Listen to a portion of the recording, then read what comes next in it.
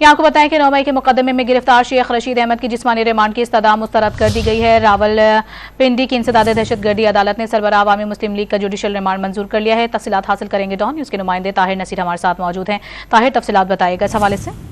जी देखिए, गुज़िश्ता रोज़ इंसदाद दहशतगर्दी की अदालत ने शेख रशीद की दरख्वास्त जमानत मुस्तरद की थी, जिसके बाद थाना न्यू टाउन पुलिस ने शेख रशीद को गिरफ्तार किया था। आज शेख रशीद अहमद को रावलपिंडी की इंसदाद दहशतगर्दी की अदालत के जज मोहल्लक इजाज आसिफ के सामने पेश किया गया। न्यू टाउन पुलिस की जानिब से शेख रशीद के जिस्मानी रिमांड की इस्तदा की गई और मौका अपनाया गया कि फोटोक्रोमेटिक टेस्ट करवाना है। शेख रशीद का बयान यूएसबी में मौजूद है, जिस पर अदालत ने इस्तफसार किया कि वो यूएसबी कहाँ पर है, जिस पर अदालत को आगाह किया गया कि यूएसबी तो मुहर्रर मलखाना के पास है। ताहम अदालत के हुक्म पर पुलिस ने मुहर्रर मलखाना से यूएसबी जब दोबारा लाकर अदालत पेश की तो जो शेख रशीद के वकील थे सरदार अब्दुल राजिक और सरदार शहबाज, उन्होंने जिस्मानी रिमांड की मुखालफत की है। अदालत ने शेख रशीद को जुडिशल रिमांड पर अडयाला जेल भेज दिया है। जी, बहुत शुक्रिया ताहिर आपका।